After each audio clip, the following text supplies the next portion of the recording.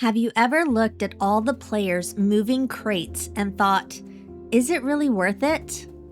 In my commodity crate run video, I showed you the basics of moving goods, but today I want to show you a cheaper path to profit. It's just us, a trusty mule, and the open road. The problem is Vera doesn't exactly give you a roadmap. If you use the wrong materials, choose the wrong station, or your game crashes at the wrong moment as mine did in the anvils, you can lose your top tier mats, your payout, and your patience. No one wants to spend an hour traveling just to realize they chose the wrong station to craft a crate, like I did today. I spent a day testing everything from material rarities to the long road between Miraleth and the anvils.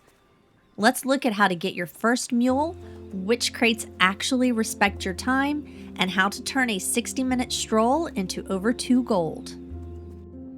First, let's talk companions. Running crates on foot is possible, but it's not very efficient. You can pick up your first Daystrider Crate Mule from the farming vendor for just a few copper. I took mine to the husbandry station and trained it for 55 silver. Although I saw some animal husbandry professionals using mules to level, and they were selling trained mules for like 25 silver. It was a good deal. Let's take a moment to admire this pack animal. It looks like it would struggle to carry a heavy thought, let alone cargo. One sharp turn and those legs are snapping like dry linguine. But my spindly-legged friend is going to carry a crate, and I'm going to carry a crate, doubling our payout every single trip. Now, which crate do you pick? In my first video, I ran a citizen commodity crate, but a viewer named Miles pointed out that market crates are actually much more accessible. Why? Because market crates cost glint, which is much easier to get, instead of Sanctus Script, which takes much longer to earn. Gold star for Miles for sharing this excellent tip. I'm going to throw on the screen the different crate types and their respective costs and payouts. Unfortunately, I'm not gilded, and the guild commodity services vendor wanted nothing to do with me. Someone with the appropriate requirements will have to fill us in on the crafting cost for this one. If you're going for gold, be sure to pick the market station or the citizen station. For my first run today, I selected the market station.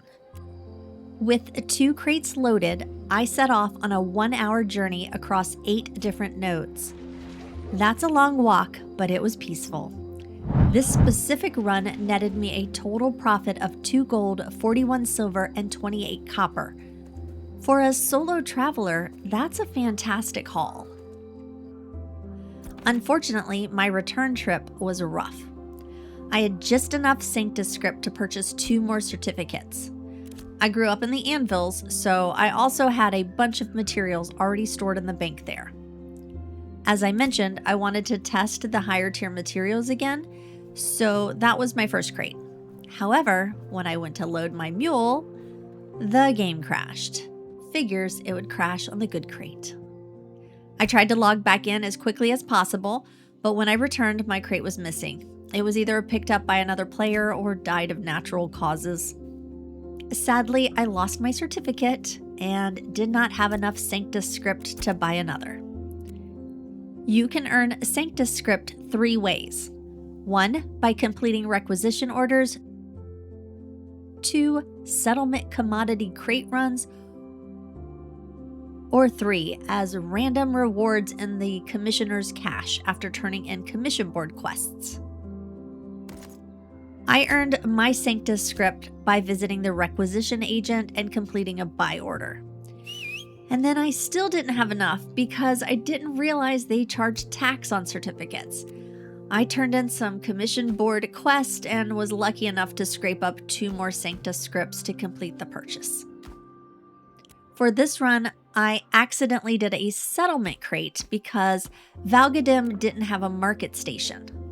I meant to do a citizen crate, but here I am effing up like usual. I followed the same process as before. I created my first crate and loaded it onto the mule, and the second crate I carried on my person. For this run, I threw some higher tier items in the first crate. We'll see if this impacts the price. Back to Miraleth. The payout, unfortunately, was in Sanctus Script because I'm an idiot and chose the wrong station. Pay attention to your stations, friends, because that was a wasted hour. However, I do want to call out that the payout was the same amount of Sanctus Script for both crates. The one with the higher materials did not give me anything more. I'm holding to the theory that you should never put anything of higher value than your certificate in the crate. Crates are complex and poorly explained, but once you have your mule and a good route, they are one of the most reliable ways to generate gold. I love the addition of the mule and the steady pace of these runs. I'm a scenery junkie, so I definitely enjoy the views. What's your favorite route, and what's the largest amount of coin you've gotten off a run? Until next time, keep exploring, and I'll see you in the world. Okay, wait, I'm back. After I filmed this video, I found a Moonstrider Crate Mule on the marketplace for a gold. It was too good a deal to pass up, so I ended up doing another run. The Moonstrider looks like a blind baby deer fresh off Santa's reindeer puppy mill. It seriously looks like it learned how to walk 5 minutes ago. It's stinking cute, and it holds 2 crates, so now I can run 3 crates between destinations. I did the same setup, but with 3 crates. However, as soon as I left Miraleth, I was attacked by wolves. And when I say wolves, I mean one single wolf killed me. While I was busy contemplating the afterlife and my own incompetence, a member of Ninja Squad swooped in to liberate my crates. That's a fitting name, really. Truly a masterclass in representing the guild's core values of opportunity and not having a conscience. Especially since I was standing there as he was pilfering my goods. Since I couldn't reclaim all my crates and I don't have enough materials in Miraleth to remake them, I ran to Winstead and used banked materials there to make a 3rd crate, which is why you see 2 blue crates and 1 orange crate being hauled. Why I tacked this postscript on was because my turn-in was interesting. The 2 crates originating from Miraleth sold for the same price as my previous run.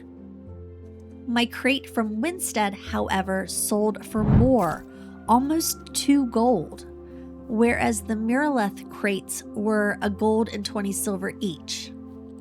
Now, I did toss in 5 blue stones because I was out of green materials when I assembled the Winstead crate. So, did those 5 stones trigger the increased payout? Basically, this would annul my previous theory. Or, do crates leaving Winstead pay out better? I'm confused by this one. I'll definitely have to do more runs. I will say, the Moonstrider is worth the investment. Money is flowing now. This is a great way to make gold, y'all. Okay, bye for real.